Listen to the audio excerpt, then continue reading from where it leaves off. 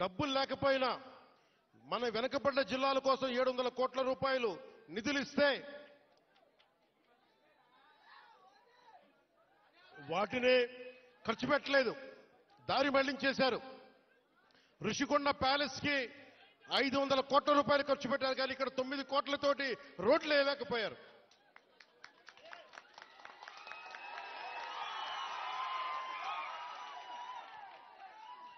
నేను ఈ రోజున దీన్ని ఆధారం చేసుకుని ఒకటే చెప్తా ఉన్నాను. ముఖ్యంగా గిరిజన వర్గ ప్రజలందరికీ, మన్యం ప్రాంతంలో ఉండే ప్రజలందరికీ నేను మీకు నారా చంద్రబాబు నాయుడు గారి ఆధ్వర్యంలో నాయకత్వం నడుస్తున్న ఈ కూటమి ప్రభుత్వం తరపున మనకున్న మంత్రివర్గ సహచరులు కానీ ఎమ్మెల్యేలు కానీ అందరి తరపున నేను మాటిస్తున్నాను. మీకోసం అహిర్నిశలో ఎండనక వాననక పనిచేయడానికి మేము సంసిద్ధంగా ఉన్నాం. ఇందాక కలెక్టర్ గారు నా దృష్టికి తీసుకొచ్చారు. ఇది పైకి మనం ఎంతవరకు వెళ్తాం ఆగుదామంటే ఒకటే మాట చెప్పాను కలెక్టర్ గారికి. 1 కిలోమీటర్ నడిస్తే కానీ సాధక బాధలు తెలియవు నాకు, కనీసం నేను నడవాలి. నేను అలాంటిది నలుగురు డోలీ పట్టుకొని ఒక గర్భిణీ స్త్రీని పట్టుకొని ఎంత ఇబ్బంది పడతారో బాధ నాకు తెలియాలంటే ముందు నేను నడవాలి, నేను నడుస్తాను దీనికని చెప్పాను.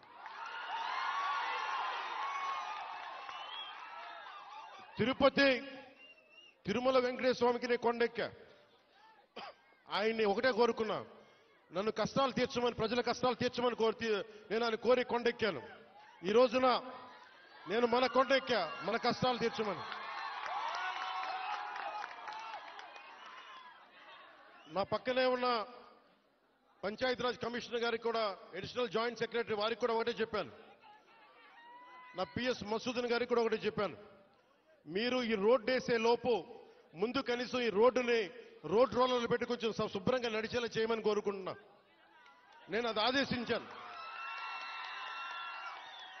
ఎందుకంటే టెండర్ కాల్ ఫర్ చేసి రోడ్డు వేయడానికి కొన్ని నెలల సమయం తీసుకుంటుంది కాబట్టి ఈ లోపునే మీరు అవసరమైతే మీరు కొంత మనరేగా నిధుల్ని మళ్ళీ దానికై వెచ్చించి కనీసం మెయిన్ రోడ్డు వచ్చేలా 9 కిలోమీటర్ల బీటీ రోడ్డు వచ్చే లోపు మట్టి రోడ్డుని, బలమైన మట్టి రోడ్డు వేయమని చెప్తా ఉన్నాను.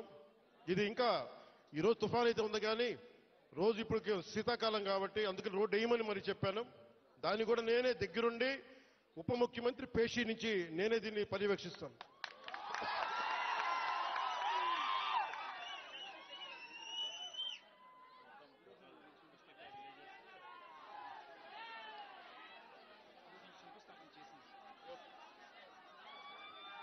నేను మొన్న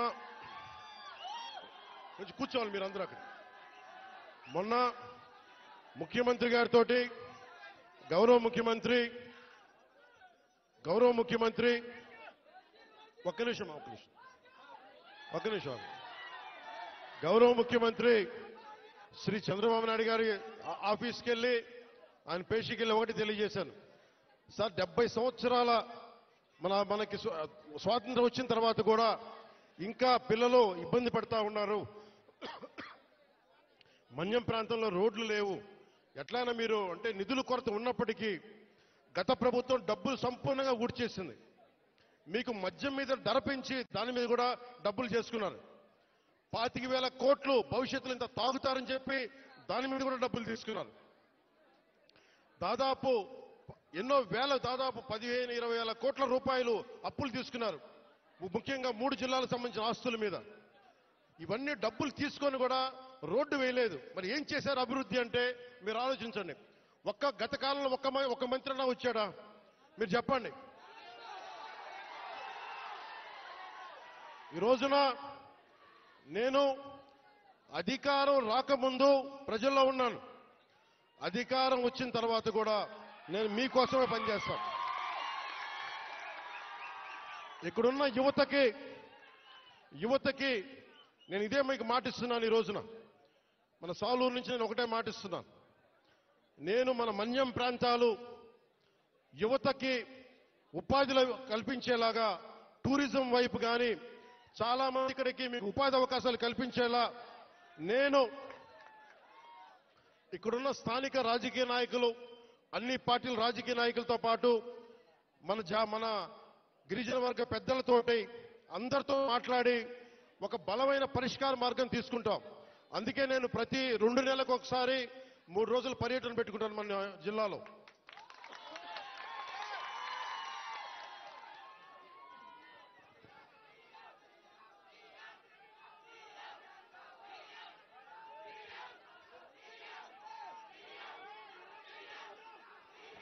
అలాగే మనకి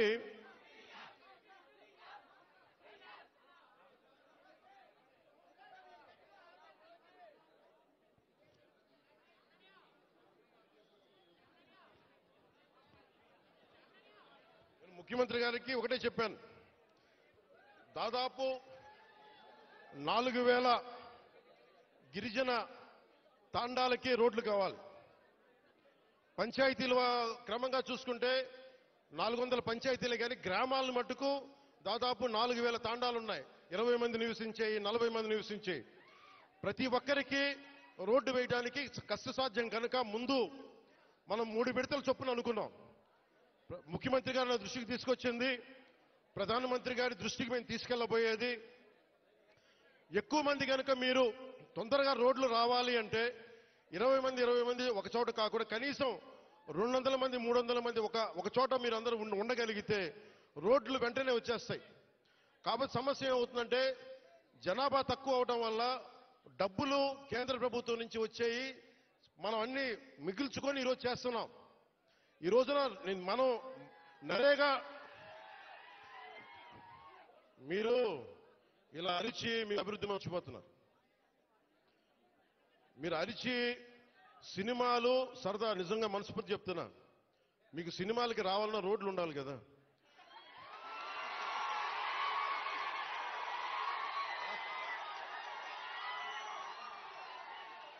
అలాగే మీరు ఉపాధి అవకాశాలు కావాలన్నా డబ్బులు ఉండాలి. డబ్బులు రావాలంటే ఎక్కడి నుంచి చేస్తాం? వెనకాల పెరట్లో చెట్లు కొడితే డబ్బులు వస్తాయా? మనం ఏదో స్కిల్ నేర్చుకోవాలి, ఒక సమర్థత ఉండాలి. దానికోసం మనం సంపూర్ణమైన ప్రయత్నం చేస్తా ఉన్నాం. నేను మీకు ఈరోజు మాటిస్తున్నా, నేను 2017లో చెప్పినప్పుడు మాట ఇచ్చాం, వెనక్కి వెళ్ళాం, నిలబడ్డాం. అలాగే ఈ రోజున ఇంకో మాట ఇస్తున్నాం. గౌరవ ముఖ్యమంత్రి నారా చంద్రబాబు నాయుడు గారి తరపు నుంచి కానీ, కూటమి ప్రభుత్వం తరపు నుంచి కానీ, మన మంత్రివర్గ సహచరులు కానీ, ఎమ్మెల్యేల తరపు నుంచి నేను ఒకటే మాట ఇస్తున్నా, ఇక్కడికి ఈరోజు వచ్చి ఈ రోడ్ల కోసమే రాలేదు నేను. మీ కష్టాలు తెలియాలి, మీ బాధలు తెలియాలి, నేనున్నా ఈ రోజున.